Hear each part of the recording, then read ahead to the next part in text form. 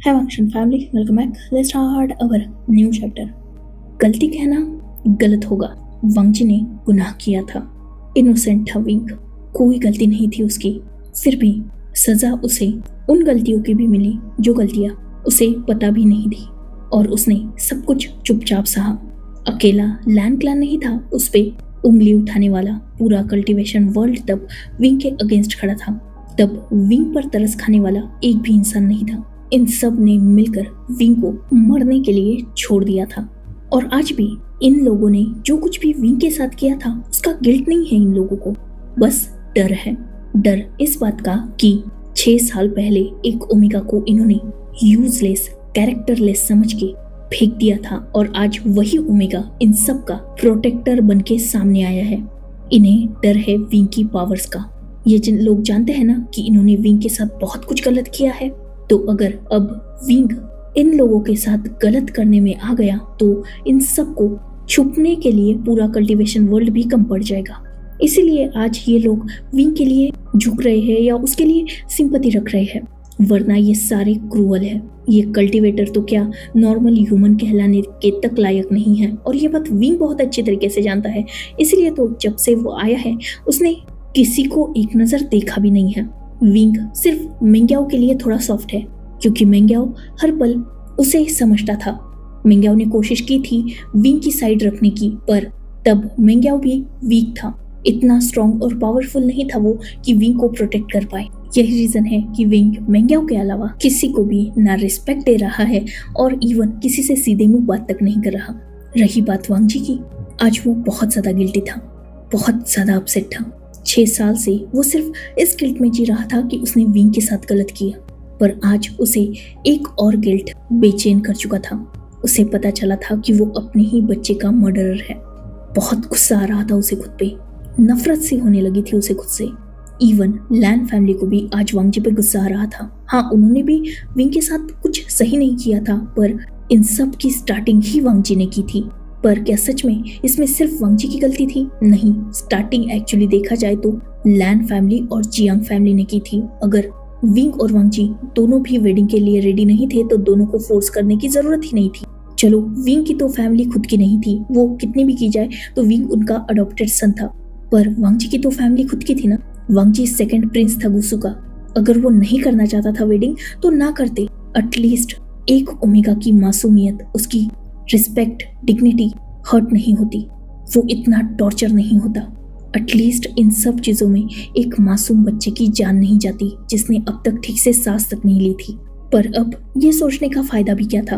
Already सब कुछ बर्बाद हो चुका था, और अब जो विंग इन सब के सामने खड़ा था उसे किसी की भी जरूरत नहीं थी, ना खुद के लिए ना खुद के बच्चे के लिए। वो कंप्लीट था, वो कैपेबल था हर तरीके से। विंग जिसकी आंखों में बेशुमार नफरत और गुस्सा था, वही वांगजी की आंखें तो आज विंग के सामने उठ तक नहीं पा रही थी। उसके आंखों में आंसू थे। विंग जिसने वांगजी की हालत देखी, तरस नहीं आ रहा था उसे, पर फिर भी एक स्टेप वो वांगजी की तरफ बढ़ा। और 12 घंटे, बस इतना ही वक्त है तुम्हारे पास। मैं अपने बच्चे के पास 12 घंटे नहीं जाऊंगा, तब तक तुम उसके पास रह सकते हो। जितना प्यार करना है कर लो, उसके बाद मैं अपने बच्चे को अपने साथ लेके जाऊंगा। विंग ने अपनी बात कंप्लीट की और वो सीधा वहां से बाहर निकल चुका था। उसी के पीछे शुयांग और शाओशिन चन भी जा चुके थे। वो तीनों भी उसी कॉटेज के पास पहुंचे जो उनके लिए अलाउ किया गया था। देन वो अपने अपने रूम में जाकर सो चुके थे। वही वांगजी, वो वहां एक पल भी नहीं रुका, सीधा अपनी जिंगशी की तरफ भाग चुका था। वो ऑफ कोर्स उसे अपने बच्चे को संभालना होगा। एटलीस्ट 12 घंटे उसे उसके साथ बिताने हैं, उसे बहुत सारा प्यार देना है, क्योंकि अब वांगजी जानता है कि वो विंग को रोक नहीं सकता। एक तो विंग बहुत पावरफुल है, वांगजी से आसानी से फाइट कर सकता है वो। वही दूसरा रीजन ये है कि वांगजी खुद ही विंग को रोकना नहीं चाहता। किस मुंह से जाए वो विंग के पास, कैसे माफी मांगे वो विंग से? क्योंकि ये दुनिया तो अब तक सिर्फ 1% उसकी हरकतों के बारे में जान चुकी है। इससे कई ज्यादा बदतर बिहेव उसने विंग के साथ किया है उस बंद कमरे में। विंग की बस खाल खींचना रह चुका था, उसके अलावा वांगजी ने पूरा टॉर्चर उस पे किया है। सही कहा विंग ने, मेंटली, इमोशनली, फिजिकली हर तरीके से वांगजी ने विंग का यूज किया है। उसे तोड़ दिया है और लास्ट में बिना विंग का दर्द देखे उसे क्लैन से बाहर फिकवा दिया है। किस किस गलती की माफी मांगे विंग से वांगजी। अगर वो गलतियां गिनवाई जाए ना तो वांगजी एक अल्फा तो क्या नॉर्मल ह्यूमन कहलाने के तक लायक नहीं है। सही कहा विंग ने। तब वांगजी की नजर में ओमेगास की कोई इज्जत नहीं थी और डेस्टिनी तो देखो, वांगजी का चाइल्ड एक ओमेगा ही निकला, इवन एक मेल ओमेगा। कितनी अजीब बात है ना। तब वांगजी ने ही इसे अनवांटेड बेबी, इलिजिमेट सन ये टाइटल्स दिए थे और आज उसी बेबी के लिए वांगजी तरस रहा है जिस बेबी को वो एक जमाने में मारने के लिए रेडी था। इवन एक की जान तो वांगजी ने ले ही ली। वांगजी जो यही सब कुछ सोच रहा था और अब तक वो जिंगशी के अंदर आ चुका था। उसने देखा कि लैन जिंगी और लैन युआन दोनों भी खेल रहे हैं उन गिफ्ट्स के साथ जो वांगजी लाया था। उनके साइड में कुछ मेट्स थी। वांगजी ने उन सबको वहां से जाने के लिए कहा और वो खुद युआन के साइड में बैठ गया। युआन ने जैसे ही अपने हैंडसम अंकल को देखा उसके फेस पर स्माइल आ गई। उसने अपने हाथ में जो तांग हुलू था उसे वांगजी की तरफ बढ़ा दिया। अंकल सच में ये बहुत स्वीट है और मुझे आपके बाकी गिफ्ट्स भी बहुत पसंद आए। वांगजी जो अभी भी रो रहा था, युआन ने जैसे ये देखा वो परेशान हो गया। डायरेक्टली वांगजी के लैब में चढ़ चुका था वो और उसने अपने हाथों को आगे बढ़ाकर वांगजी के आईज को क्लीन किया। अंकल आप अभी भी रो रहे हो? आप क्यों रो रहे हो? क्या हुआ है आपको? क्या आप हर्ट हो गए हो? चोट लगी है आपको? युआन जो बहुत वरिड था, वो मासूम सा बच्चा जो वांगजी का खून था। वांगजी जो युआन को आंसर नहीं कर पाया और उसने युआन को वैसे ही टाइटली हक कर लिया था। आज वो खुद किसी बच्चे की तरह रो रहा था। वही युआन जो वांगजी के हाथ से ऑब्वियसली छूट नहीं पाया था, क्योंकि कितना भी किया जाए तो वांगजी एक स्ट्रॉन्ग मस्कुलर अल्फा था और युआन एक छोटा सा बेबी। पर फिर भी वो वांगजी की बैक को रब कर रहा था उसे कंसोल करने के लिए। वही वांगजी बहुत इमोशनल था। वो सिर्फ 12 घंटे ये खुशी उसके हाथों में रहने वाली थी। बाद में चला जाएगा युआन, और युआन अकेला नहीं जाएगा बल्कि उसका ओमेगा भी चला जाएगा। बस अभी कुछ पल ही तो हुए हैं उसे ये पता चले कि वो एक फादर बन चुका है, वो भी 6 साल पहले ही। पर अब वो बच्चा भी उसके पास नहीं रहेगा। वो चाहता है कि युआन उसे फादर बुलाए, पर सिर्फ चंद घंटों के लिए बच्चे को एक छोटी होप दिखाना सही नहीं होगा। इसलिए वांगजी युआन को सच ना ही बताए यही सही रहेगा। और वैसे भी युआन ने तो कह दिया ना उसे लाइफ में सबसे ज्यादा इम्पोर्टेंट अपनी शियान मम्मा है, तो वो शियान मम्मा के साथ ही रहेगा। और ऑब्वियसली वांगजी उसे विंग के साथ ही रखना चाहेगा, क्योंकि ऑलरेडी बहुत कुछ छीन चुका है वांगजी विंग से। अब इकलौती हैप्पीनेस भी नहीं छीन सकता ना। इसीलिए वो डिसाइड करता है कि बस ये 12 घंटे ही वो हैप्पीली स्पेंड करेगा। उसने खुद को संभाला और युआन को अपने आप से दूर किया। ऑलरेडी उसने अपनी आईज क्लीन कर ली थी। युआन जो वांगजी के लिए वरीड था, वांगजी ने एक स्माइल की। कुछ नहीं बच्चा, बस ऐसे ही, मैं बिल्कुल ठीक हूँ। वैसे वो सब छोड़ो, आपको कुछ चाहिए आपके हैंडसम अंकल से? कुछ भी, जो कुछ भी चाहिए ना आप मुझसे मांग लो, जैसे टॉयज, न्यू क्लोथ्स या फिर कोई और चीज़। क्या आपको और तांगुल चाहिए? कोई स्वीट? आप जो आज मांगोगे ना वो सब कुछ आपके हैंडसम अंकल आपको देंगे। युआन जो इस बात से हैप्पी हो चुका था, उसने अपने हैंडसम अंकल को हक कर लिया। आप बहुत अच्छे हो।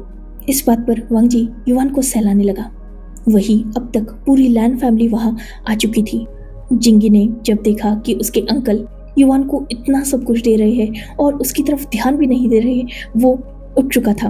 वो भी डायरेक्टली वांगजी के लैब में चढ़ गया, युआन के साइड में ही। अंकल मुझे भी सब कुछ चाहिए, सिर्फ युआन को ही क्यों? मैं भी तो आपका नेफ्यू हूं ना, मुझे भी चाहिए। वांगजी ने इस बात पर स्माइल की और दोनों को सहलाया। ओके, आज मेरे दोनों बच्चे जो मुझसे मांगेंगे वो सब कुछ मैं उन दोनों को दूंगा। तो बताओ क्या चाहिए? युआन और जिंगी दोनों भी वांगजी के ही लैब में बैठ गए और उसे अपनी चीजें गिनाने लगे। वही लैन फैमिली जो ये सब कुछ देख रही थी, आज उन्हें भी अपनी गलतियों को रिग्रेट था, पर कहीं ना कहीं उनके गलतियों की अब कोई माफी नहीं थी। युआन और जिंगी ने वांगजी को लंबी लिस्ट बताई और वांगजी ने सब कुछ लाने के लिए सर्वेंट को बोल दिया था। मेंग्याओ जो आगे आया और उसने जिंगी को उठा लिया था, क्योंकि ऑब्वियसली वांगजी को थोड़ा टाइम चाहिए अपने बच्चे के साथ। मेंग्याओ ने जिंगी से कहा कि वो कल अंकल से सब कुछ ले ले। वैसे भी अब तो नाइट हो चुकी है ना, तो फिलहाल तो भी सोने का टाइम है। इस बात पर जिंगी ने नोट किया और वो मिंग्याओ के साथ वहां से जा चुका था। वही वांगजी जो अपने बच्चे के साथ था। लैन फैमिली भी कुछ देर वहां रुकी। युआन के साथ उन्होंने भी कुछ बातें की, उसे थोड़ा लाड दिया और वो भी वहां से निकल चुके थे। अब युआन वांगजी के साथ अकेला था। ऑब्वियसली नाइट हो चुकी थी, बच्चा बहुत खेला था तो थोड़ा थक चुका था और वो स्लीपी लग रहा था। युआन ने वांगजी से कहा कि उसे शियान मामा के पास जाना है, अब उसे सोना है। वांगजी ने जब ये सुना, उसने युआन से कहा कि उसकी शियान मामा तो ऑलरेडी सो चुकी है और आज उन्होंने अलाउ कर दिया है युआन को कि वो अपने हैंडसम अंकल के पास सो सकता है।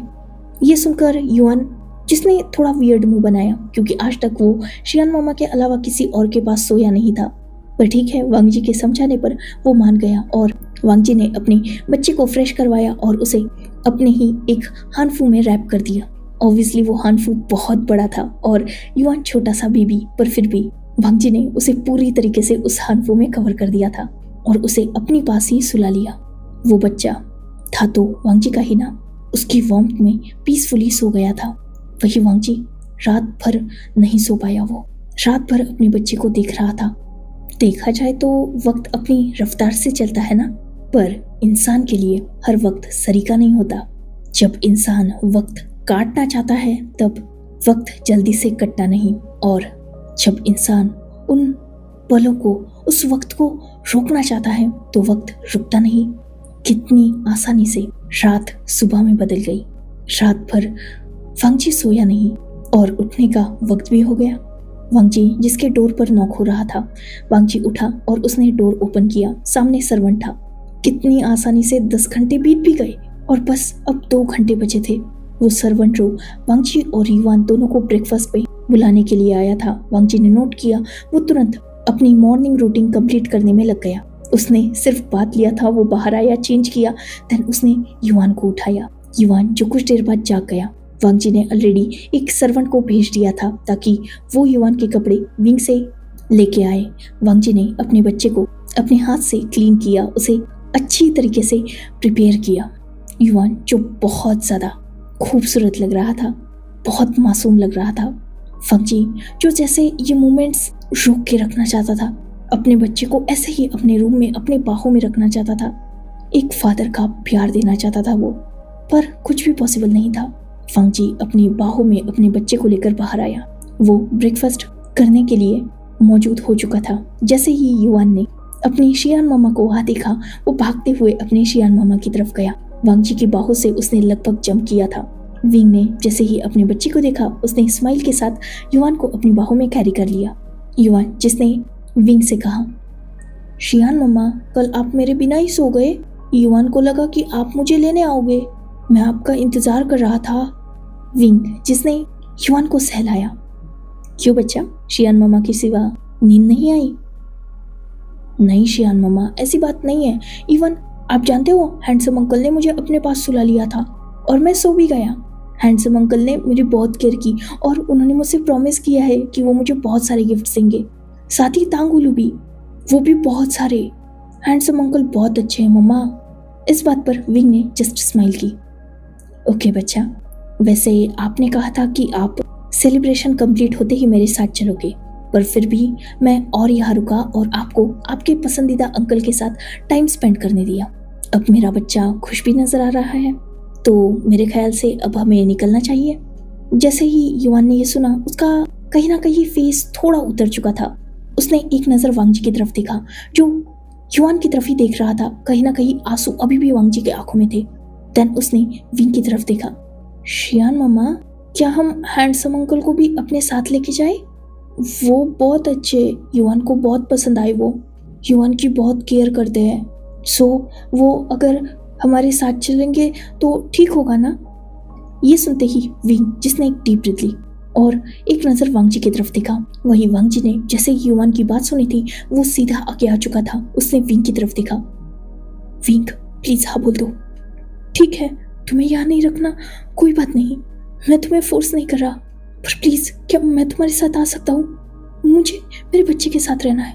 मैं वादा करता हूँ तुम्हें तंग नहीं करूँगा, बिल्कुल तंग नहीं करूँगा। बस कुछ दिन मुझे मेरे बच्चे के साथ टाइम स्पेंड करना है। प्लीज विंग, प्लीज मत जाओ, प्लीज। जैसे ही युवान ने सुना कि वांगजी उसके साथ आने के लिए रेडी है, उसने विंग की तरफ देखा। देखो ना शियान मामा, हैंडसम अंकल रेडी है, चलो ना हम इन्हें अपने साथ लेके जाते हैं।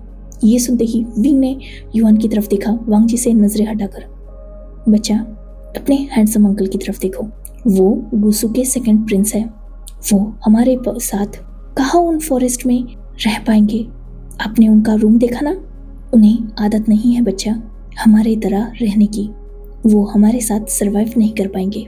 और क्या आप चाहते हो कि आपके हैंडसम अंकल भी उन हार्ड स्टोन पर सोए और उन केव्स में रहे? उनकी और हमारी दुनिया बहुत अलग है बच्चा। वो हमारी तरह सरवाइव नहीं कर सकेंगे। इस बात से युवान अग्री करता था, इसलिए उसने वांगजी की तरफ देखा। हैंडसम अंकल, आप मेरे साथ नहीं आ सकते। शियान मम्मा ठीक कह रही है, आपका बेड बहुत ज़्यादा सॉफ्ट है, आप वहाँ ठीक से नहीं सो पाओगे। जैसे ही वांगजी ने बात सुनी, उसने विंग की तरफ देखा। विंग, मुझे कोई प्रॉब्लम नहीं है, मुझे कोई लग्जरी नहीं चाहिए। आई स्वे, तुम जहाँ बोलोगे ना मैं वहाँ रहूँगा। प्लीज़ मुझे बस मेरा बच्चा और मेरा ओमेगा चाहिए। प्लीज़ विंग, प्लीज़ मान जाओ। विंग, जिसने आई रोल की और अब वांगजी की तरफ थोड़ा गुस्से से देखा। लान वांगजी, 12 घंटे में से सिर्फ आधा घंटा है। बच्चे को अपने हाथ से खाना खिलाओ और मुझे यहाँ से जाने दो। अगर मैनिपुलेट करने की कोशिश की ना तुमने, तो नेक्स्ट पल ही लैन क्लैन की सेमेट्री में तुम्हारी टैबलेट रखवाऊंगा मैं। विंग, जिसकी आवाज में क्लियरली गुस्सा था, जिसे देखकर वांगजी चुप हो गया, वही युवान भी शियान मामा को इतना गुस्से में देखकर चुप हो गया था। उसने भी अब आगे कुछ नहीं कहा। वांगजी, जिसने युवान की तरफ अपने हाथ बढ़ाए, युवान जो वांगजी की बाहों में आ गया। देन वांगजी ने उसे अपने हाथ से खाना खिलाया। उन सब का ब्रेकफास्ट कंप्लीट हुआ और फाइनली अब जाने का टाइम था।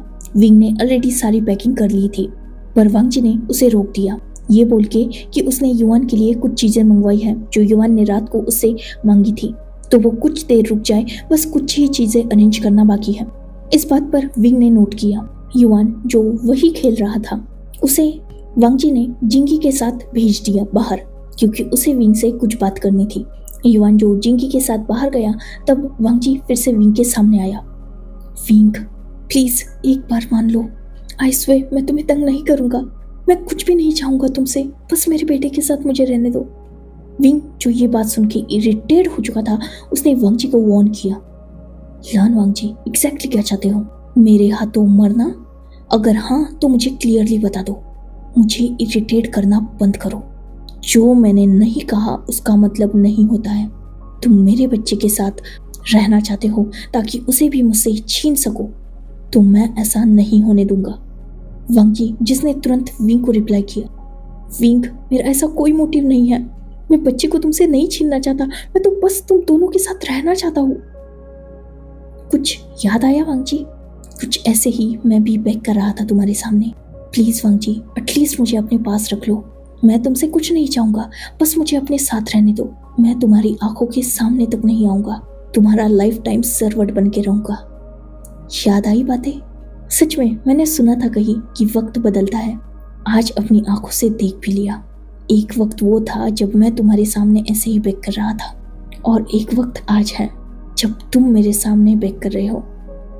लग रहा होगा कि मैं मजाक उड़ा रहा हूँ तुम्हारा। ऐसा नहीं है वांगजी, आज जो तुम दर्द फील कर रहे हो वही दर्द मैंने भी फील किया है। मैं समझ सकता हूँ तुम्हें, इवन तुम्हारी आंखों में, तुम्हारी बातों में मैं सिंसियरिटी देख सकता हूँ। पर एक बात कहूँ, मेरा दिल मानने के लिए रेडी नहीं है। वो मुझे अभी भी कहीं ना कहीं वार्न कर रहा है तुम्हें लेकर, क्योंकि इस बार मुझे ही डर लग रहा है। मेरा दिल डर रहा है। अगर तुमने एक भी छोटी सी गलती की और वो टूट गया ना, तो सिर्फ अकेले वी वुशियान का दिल नहीं टूटेगा, वो मासूम सा बच्चा भी टूट जाएगा, जो मैं नहीं होने देना चाहता। मैं कोई भी रिस्क नहीं लेना चाहता, इसीलिए प्लीज मत करो ये बेग। मैं नहीं मानने वाला। इनफैक्ट मुझे अब तुम्हारे लिए बुरा फील हो रहा है। और कितना झुकोगे मेरे सामने? थोड़ी तो अपनी सेल्फ रिस्पेक्ट रखो और छोड़ दो मुझे। जैसे उस वक्त ईगो के चलते छोड़ा था, आज सेल्फ रिस्पेक्ट के चलते छोड़ दो। कम ऑन, तुम कल्टीवेशन वर्ल्ड के सबसे स्ट्रॉन्ग कल्टीवेटर हो, एक स्ट्रॉन्ग एंड नॉमिनेटेड अल्फा हो। मूव ऑन करो, किसी और को ढूंढो। क्यों मेरे जैसे कैरेक्टरलेस ओमेगा के पीछे पड़े हो? बच्चा तुम्हें कोई और भी पैदा करके दे सकता है, उसे अपना प्यार दिखा देना। मेरे बच्चे से दूर रहो। वांग जी जो अब कुछ नहीं कह पाया। कुछ ही देर बाद वहाँ युआन आया। अब तक बाकी चीजें भी अरेंज हो चुकी थी। वो सारी चीजें वांग जी ने युआन को दिलाई और युआन जो खुश हो गया। वांग जी ने युआन को हक किया बहुत टाइटली। युआन जिसने अपने हैंडसम अंकल को भी हक बैक किया। देन वांग जी युआन से दूर हुआ। वो रो रहा था। कहीं ना कहीं युआन की भी आंखों में आंसू आ चुके थे, पर युआन ने अपने छोटे हाथों से वांग जी के ही टीयर्स को क्लीन किया। हैंडसम अंकल रो मत, मैं बहुत जल्द आऊंगा आपसे फिर से मिलने के लिए।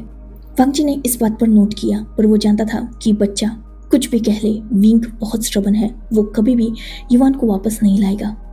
वांग जी ने युआन के फोरहेड पर किस किया और उसे प्यार से कहा, बच्चा अपना और अपनी शियान मामा का ख्याल रखना, अपनी शियान मामा को ज़्यादा तंग मत करना, और हाँ अपने हैंडसम अंकल को हमेशा याद रखना, और ये बात भी याद रखना कि मैं आपसे बहुत प्यार करता हूँ।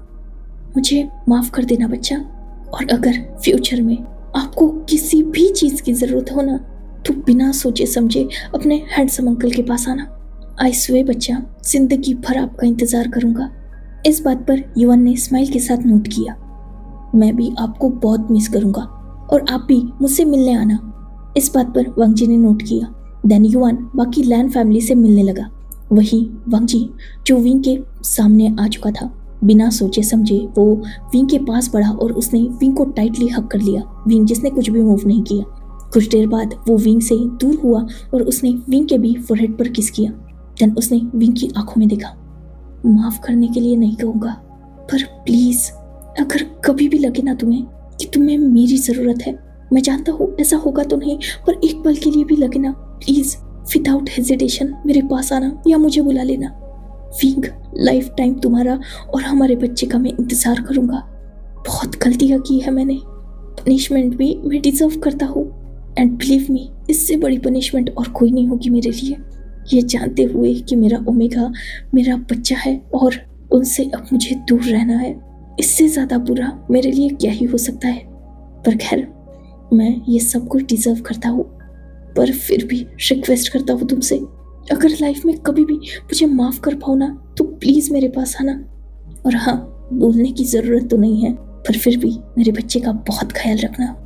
इस बात पर विंग ने जिस नोट किया था उसके फेस पर कोई इमोशंस नहीं थे। देन वांग जी शुयांग और शाओशिनचन के पास गया था। उसने उन दोनों से अपने किए गए बर्ताव के लिए माफी मांगी और साथ ही उन दोनों से भी रिक्वेस्ट की थी कि वो विंग का बहुत ख्याल रखे और उसके बच्चे का भी।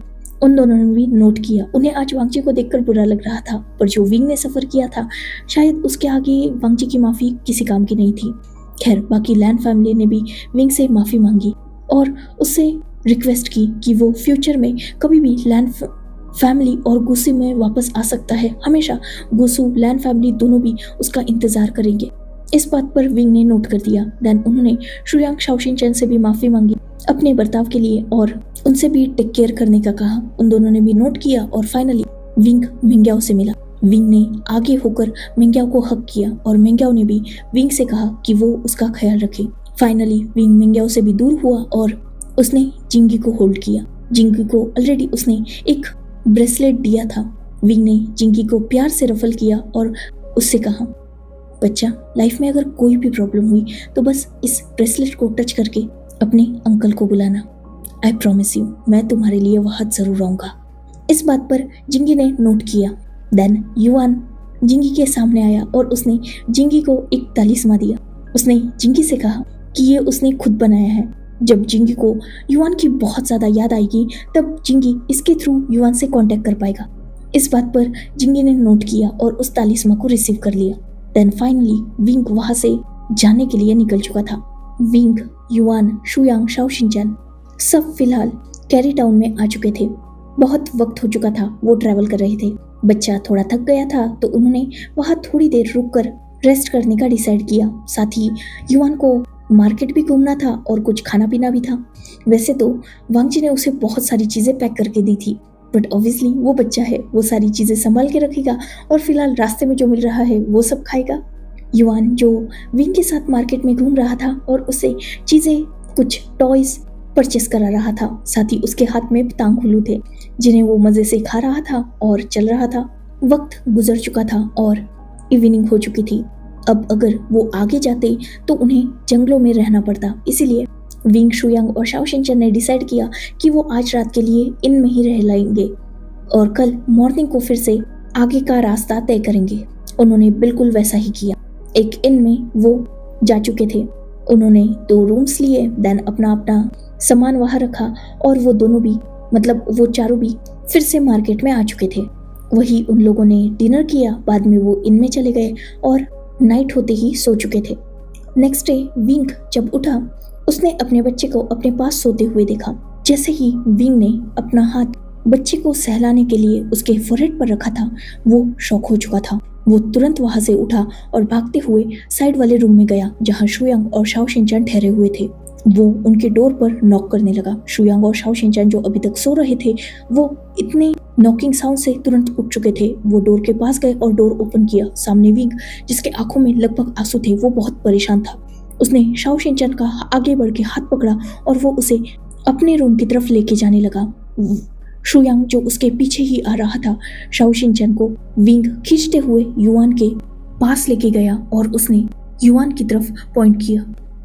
ये देखो, इसे क्या हो गया, ये कितना गर्म है। जैसे ये बात शाओ शिनचैन ने सुनी, वो तुरंत आगे बढ़ के युआन के फोरहेड पर हाथ रख चुका था। उसने देखा कि युआन का फोरहेड बहुत ज्यादा गर्म हो चुका है। उसने जब युआन को ठीक से चेक किया तो उसने विंग की तरफ देखा। ये फीवर है, इतना ज्यादा फीवर, इसे एक ही रात में कैसे हुआ? विंग जो बहुत वरीड हो चुका था, उसने शाओ शिनचैन की तरफ देखा। तो क्या करे? शाओ शिनचैन जिसने विंग को काम किया, डोंट वरी विंग, बस इसे हाई फीवर है, बाकी कोई प्रॉब्लम नहीं है। मैं एक काम करता हूँ, शुयांग के साथ बाहर जाता हूँ मार्केट में, कुछ हर्ब्स लेके आता हूँ, ये बहुत जल्द ठीक हो जाएगा। तुम इसका ख्याल रखो, इसके पास ही रुको। इस बात पर विंग ने नोट किया और शुयांग, शाओ शिनचैन वहां से निकल चुके थे। कुछ ही वक्त गुजरा था और विंग को डोर पे नॉक सुनाई दिया। उसे लगा शुयांग, शाओ शिनचैन आ चुके हैं। वो तुरंत उठा और उसने डोर ओपन किया। सामने शुयांग, शाओ शिनचैन नहीं बल्कि वांग जी था, जो खुद बहुत ज्यादा वरिष्ठ था। उसने विंग को डायरेक्टली साइड किया और वो डायरेक्टली रूम में एंटर कर चुका था। वो सीधा युआन के बेड के पास गया। उसने खुद अपना हाथ आगे बढ़ाया और युआन के फोरहेड पर रखा। सच में युआन की बॉडी तप रही थी। वांग जी जिसने विंग की तरफ देखा, इसे हाई फीवर कैसे हुआ? विंग जो खुद परेशान था, उसने वांग जी को आंसर किया, पता नहीं, ये तो रात को ठीक से सोया था मेरे पास, अचानक मॉर्निंग में देखा तो इसकी पूरी बॉडी हीट हो चुकी है। वांग जी ने नोट किया। उसने देखा कि विंग खुद भी बहुत ज्यादा डरा हुआ है, पैनिक है। वो आगे बढ़ा और उसने विंग को हग किया। डोंट वरी, बच्चा है, शायद वेदर सूट नहीं हुआ होगा, वैसे भी गुसु नॉर्मल से ज्यादा ठंडा है, तो शायद इसीलिए उसे फीवर हो चुका होगा। डोंट वरी, मैंने गगो को इन्फॉर्म कर दिया है, वो कुछ ही देर बाद हर्ब्स लेके आ रहे हैं। इस बात पर विंग ने नोट किया। वांग जी जो विंग को लेकर ही बेड में बैठ चुका था, उसके बच्चे का हेड उसके लैप में था और दूसरी साइड में विंग बैठा हुआ था, जिसने युआन का हाथ होल्ड करके रखा था। युआन जो बिल्कुल अपनी आईज ओपन नहीं कर रहा था। कुछ ही देर बाद वहां शुयांग, शाओ शिनचैन, लैन सिचैन, मेंग्याओ सब आ चुके थे। ऑब्वियसली शाओ शिनचैन ने जो भी हर्ब्स वांग जी को बताई थी, वो सब वांग जी ने अपनी गगो को लाने के लिए बोल दिया था और सिचैन वो सारी हर्ब्स लेके भी आए थे। शुयांग ने सिचैन से वो हर्ब ले ली थी और शाओ शिनचैन के कहने पर वांग जी और विंग दोनों भी युआन से दूर हो चुके थे और अब शाओ शिनचैन युआन को ट्रीट करने लगा था। उसने कुछ हर्ब्स का पेस्ट बनाया और उसे युआन के सिर पर रख दिया। करीबन 2 घंटे बीत चुके थे पर युआन का फीवर अभी भी कम नहीं हुआ था। सब उसके लिए बहुत ज्यादा वरीड थे। इवन चिंगेजुन, ई और कुरैन भी वहां आ चुके थे। जब वांग जी ने देखा कि बहुत देर हो चुकी है फिर भी युआन नॉर्मल नहीं हो रहा, उसने विंग की तरफ देखा। विंग, रिक्वेस्ट करता हूँ, हमारी जो भी प्रॉब्लम्स है उन्हें अलग रखो, बच्चे को वापस गुसु लेके जाते हैं। वहाँ शाओ शिनचैन को जो भी हर्ब्स चाहिए वो आसानी से अवेलेबल हो जाएगी। वहाँ हीलर रूम है। मैं शाओ शिनचैन की स्किल्स पर डाउट नहीं कर रहा, पर फिर भी ये एक इन है, हम बच्चे की जान को रिस्क में नहीं डाल सकते। वहाँ सब अवेलेबल है, प्लीज बच्चे को लेकर वापस चलो। जैसे ही ये बात शिनचैन ने सुनी थी, उसने भी विंग की तरफ देखा। विंग, वांग जी सही कह रहा है, बच्चे की हालत फिलहाल सही नहीं है और मुझे और हर्ब्स लगेगी। रिस्क लेना सही नहीं है, हम उसे यहाँ से कहीं और नहीं लेके जा सकते। मेरे ख्याल से हमें वापस जाना चाहिए। बच्चा जैसे ही ठीक होगा, तुम चाहे तो हम उसे लेकर निकल जाएंगे, पर अभी मेरी बात मान लो, ये जरूरी है बच्चे के लिए। इस बात पर विंग ने बिना सेकंड थॉट के नोट कर दिया। ठीक है, बच्चे को लेकर चलते हैं, मुझे बस मेरा बच्चा ठीक चाहिए। इस बात पर शाओ शिनचैन ने नोट किया और वांग जी जो आगे बढ़ के तुरंत युवान को अपनी बाहों में कैरी कर चुका था। लैन फैमिली, वांग जी, विंग, शुयांग, शाओ शिनचैन जो तुरंत वहां से निकल चुके थे। एक कार्ड ऑलरेडी वांग जी ने बुलवा लिया था सिचैन से कहकर। उसी कार्ड में वांग जी विंग के साथ अपने बच्चे को लेकर बैठ गया था। बहुत जल्द वो गुसू वापस पहुंचे और तुरंत ही बच्चे को हीलर्स रूम में ले जाया गया और वहां शाओ शिनचैन फिर से बाकी हीलर्स के साथ मिलकर युवान का ट्रीटमेंट करने लगा। बच्चे के लिए सब बहुत ज्यादा वरीड थे क्योंकि अब तक 8 घंटे बीत चुके थे पर युवान को होश नहीं आया था। इवन उसका फीवर भी उतर नहीं रहा था। शिनचैन, बाकी हीलर्स सब अपना 100% दे रहे थे। करीबन 10 घंटे बाद बच्चे का फीवर थोड़ा थोड़ा उतरना स्टार्ट हुआ। विंग और वांग जी जो हीलर रूम में ही मौजूद थे वो एक पल के लिए भी कहीं गए नहीं थे। बच्चे को जब थोड़ा नॉर्मल शाओ शिनचैन ने देखा तो उसने इस बात को विंग और वांग जी को इन्फॉर्म किया। फाइनली दोनों ने रिलीफ की ब्रीथ ली थी। वांग जी ने शिनचैन से कहा कि वो बच्चे का ख्याल रखे, कुछ ही देर बाद वो वापस आएगा। इस बात पर शिनचैन और साथ ही शुयांग भी वही मौजूद था। उसने उन दोनों ने नोट किया और वांग जी विंग के पास गया। उसने विंग को उठा लिया अपने साथ ही। विंग जो वहां से जाना नहीं चाहता था पर वांग जी उसे जबरदस्ती वहां से लेके गया। उसने मिंग्याओ से कहा था कि वो कुछ खाने के लिए प्रिपेयर करे। मिंग्याओ ने बिल्कुल वैसा ही किया। कुछ ही देर बाद वांग जी जो विंग को जिंगशी ला चुका था और मिंग्याओ ने उन दोनों के लिए खाना भिजवा दिया था। विंग जो खाना तो नहीं चाहता था पर वांग जी ने उसे जबरदस्ती कुछ खिला दिया, ये बोल के कि जब तक वो खुद हेल्दी नहीं रहेगा तब तक युवान का ख्याल कैसे रखेगा। इस बात में विंग ने आर्ग्यू नहीं की। उसने थोड़ा वांग जी के हाथ से खा लिया। वांग जी ने भी विंग को दिखाने के लिए ही 1-2 बाइट्स खाए और फिर से वो दोनों हीलर्स रूम में जा चुके थे। करीबन और 3 घंटे बीत चुके थे और फाइनली युवान ने धीरे धीरे अपनी आईज ओपन की। जैसे ही ये बात सबने देखी सबको अच्छा लगा था। युवान जिसका फीवर भी थोड़ा कम हो चुका था अब वो ठीक था। जैसे ही युवान की आईज ओपन हुई थी उसने अपने सामने अपनी शियान मम्मा और अपने हैंडसम अंकल को देखा। दोनों को देखकर उसके फेस पर स्माइल आ चुकी थी। विंग और वांग जी जो युवान के दोनों साइड में बैठे हुए थे उन्होंने भी युवान को प्यार से सहलाया। युवान जो उठ के बैठ गया, विंग ने उसे सपोर्ट किया था। युवान जो फिर से अपने हैंडसम अंकल को देखकर बहुत ज्यादा हैप्पी हो चुका था, उसने वही वांग जी को हक कर लिया। वो वांग जी के लगभग लैप में बैठ चुका था। विंग ने जब ये देखा उसे अजीब लगा। एक पल के लिए उसे ऐसा लगा कि उसे युवान को यहाँ नहीं लाना चाहिए था क्योंकि कहीं ना कहीं शिनचैन ने बता दिया था युवान के बारे में विंग को कि युवान को वेदर चेंज की वजह से फीवर नहीं आया, उसे फीवर आया है वांग जी की वजह से क्योंकि बच्चा अनकॉन्शियस होते हुए भी अपने हैंडसम अंकल को पुकार रहा था। वो वांग जी से बहुत ज्यादा अटैच हो चुका है। ये सुनकर विंग को अच्छा तो नहीं लगा था पर वो कुछ कर भी नहीं सकता था, इसीलिए उसने युवान को फिलहाल वांग जी के पास ही रहने देना सही समझा। युवान जो वांग जी के साथ वही खेल रहा था और विंग भी वहां मौजूद था, वो भी उन दोनों के साथ खेल रहा था। कुछ ही देर बाद वहां पूरी लैंड फैमिली आ चुकी थी जिन्होंने युवान से उसकी हालत के बारे में पूछा। जिंगी को जैसे ही युवान ने देखा वो खुश हो गया और दोनों बच्चे खेलने में लग गए। फिलहाल नाइट हो चुकी थी। युवान की हालत थोड़ी सही थी। हाँ, उसका फीवर पूरा उतरा नहीं था पर अभी उसका टेम्परेचर थोड़ा नॉर्मल ही था। डरने की बात नहीं थी। युवान जो उस हीलर रूम में बोर हो चुका था उसने वांग जी से कहा कि वो उसे अपने रूम में लेके जाए। वांग जी ने इस बात पर विदाउट हेजिटेशन डायरेक्टली युवान को उठा लिया और उसने विंग की तरफ देखा। विंग, मेरे रूम में चलो। विंग ने इस बात को अपोज नहीं किया, वो उस कंडीशन में था ही नहीं, इसलिए वो चुपचाप वांग जी को फॉलो करने लगा। उसे शुयांग, शाओ शिनचैन भी फॉलो कर रहे थे। वांग जी ने बच्चे को अपने बेड पर लिटा दिया और शुयांग ने कुछ हर्ब्स वहां रख दी। शाओ शिनचैन ने उन दोनों की तरफ देखा।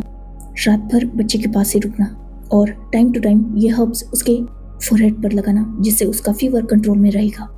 इस बात पर दोनों ने नोट किया और शुयांग, शाओ शिनचैन वहां से निकल गए। कुछ देर बाद वहां मिंग्याओ और सिचन आई जिनके साथ जिंगी भी था। उन दोनों के हाथ में फूड प्लेट्स थी। जिंगी, युवान ने मिलकर ही वहां खाना खाया और विंग वांग जी ने भी थोड़ा अपने बच्चे के साथ ही खाना खाया। देन वहां कुछ देर युवान और जिंगी खेल रहे थे और उनके साथ ही सिचन और मिंग्याओ भी थे। बच्चे जो कुछ देर बाद थक गए और युवान जो थोड़ा टायर्ड ही था, ऑलरेडी उसे बुखार था तो वो ज्यादा ही वीक हो चुका था। ये जब विंग ने देखा तो उसने युवान को लेटा दिया। मिंग्याओ जिसने जिंगी को लिया और वो सिचन के साथ वहां से निकल चुका था, ये बोल के कि अगर किसी भी बात की जरूरत हो तो विंग उसे इन्फॉर्म कर दे। इस बात पर विंग ने नोट किया वांगजी जिसने डोर लॉक किया और वो फिर से अपने रूम में अपने बच्चे और ओमेगा के पास आ चुका था। युआन जिसे बेड के बीच में लेटा दिया था। एक साइड में विंग और दूसरे साइड में वांगजी लेट चुके थे। फिलहाल उनके पास कोई रास्ता नहीं था। विंग अपने बच्चे से दूर सोना नहीं चाहता था और ऑब्वियसली वांगजी भी नहीं छोड़ना चाहता था बच्चे को, इसीलिए काउच की बात बीच में आई ही नहीं। दोनों ने बच्चे को बीच में सुलाया और उसके दोनों साइड में लेट गए। दोनों ने अपना हाथ युआन के ऊपर रखा हुआ था। वो युआन को टैप टैप करके सुला रहे थे और युआन जो अपने शियान मामा और हैंडसम अंकल को अपने पास देखकर बहुत ज्यादा हैप्पी था। कुछ देर तक उसने दोनों के साथ मस्ती की, कुछ बातें की और फाइनली वो थोड़ी देर बाद सो चुका था। वही वांगजी जिसकी नजर विंग की तरफ थी, जो युआन के साथ ही सो चुका था। वांगजी जो उठा उसने युआन और विंग दोनों को भी ब्लैंकेट से रैप किया। देन वो खुद भी साइड में लेट गया। उसने युआन के हेड को अपने हाथ पे रखा, वही विंग का हाथ भी उसने अपने हाथों में होल्ड कर लिया था और वो युआन की तरफ टर्न करके ही विंग को होल्ड करके सो चुका था। मतलब बीच में बच्चा था और वांगजी ने बच्चे के ही ऊपर से विंग को भी होल्ड कर लिया था। उसका हाथ विंग के शोल्डर पर था और वो तीनों सो चुके थे। So enough for today. Let's take a break. Next chapter in next video. If you like my explanation, like, comment and subscribe my channel. Hopefully you all are enjoying this fan fiction. Goodbye. Take care. Enjoy your beautiful life.